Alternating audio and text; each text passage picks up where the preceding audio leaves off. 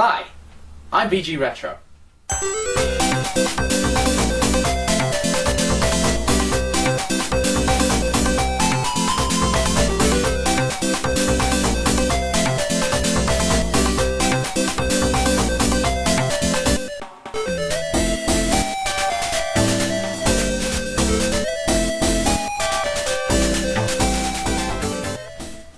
Do I need to say anything else?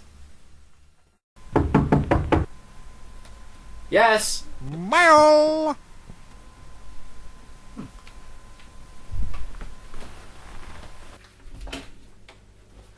Hi. Oh God.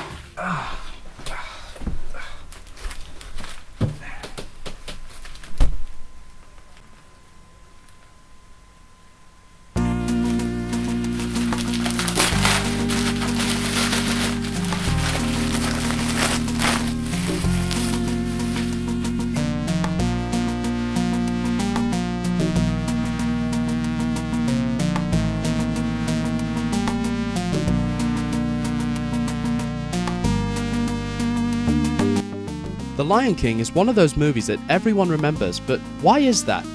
I'll tell you, because it's such an emotional, beautiful, funny, epic, and pretty damn good movie. Everyone knows of the antics of little Simba and how he goes from being a stuck-up and carefree lion cub to being a brave and heroic Lion King. They also know of the colourful cast of characters including the comedy duo Timon and Pumbaa, the evil Scar, the crazy hyenas, and the majestic Mufasa. Also, this is the first Disney movie to see a character die on screen, making it a very emotional and tearful scene in the film, which, after all this time, people still cry over. Whether you like the movie, hate it, or really aren't even that interested, The Lion King is a masterpiece. And with a great movie like that comes a great video game adaptation. The Lion King on the Sega Mega Drive is phenomenal, and like the movie, a masterpiece. But I'm not going to talk about that one.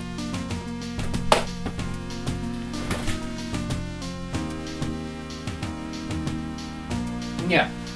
The main reason why is because there was a Lion King game I once owned when I was a little kid, and over the years, like the Smurfs, it has gone missing. However, a great friend of mine, Huey Lewis, the animated movie reviewer, sent me this copy all the way from the States. Which is hard to believe, because this game was only released in Europe. How he got hold of it, I don't know, but the main thing is he did, and he generously donated it to me. So, thanks buddy. The only problem is that when I was a kid, I hated this game.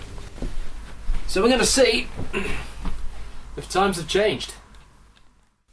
Alright, so here we go. We start with the sun coming up like the beginning of the movie. Well, it's not like the beginning of the movie, but who cares?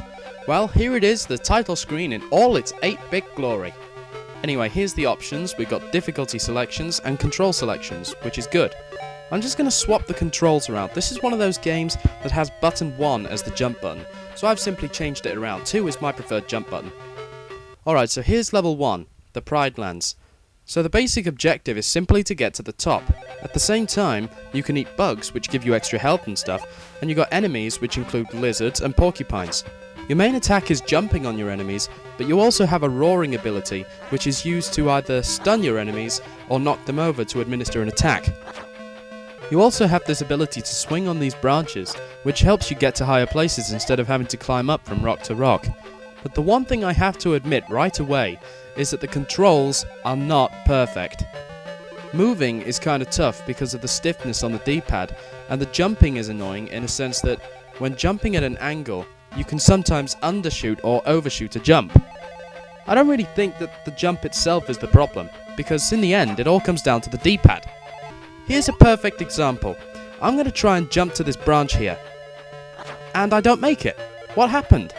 Well, as soon as I jumped, I feared I didn't have enough force in my jump, and then I tried to make my way back, but at the same time, I found out I would have had enough force to reach the branch after all, but when I try to make it, I don't make it because I tried going back to the platform because I didn't think I had enough force in my jump to make it to the branch, when all the time I could easily have made it, but couldn't tell because of these controls!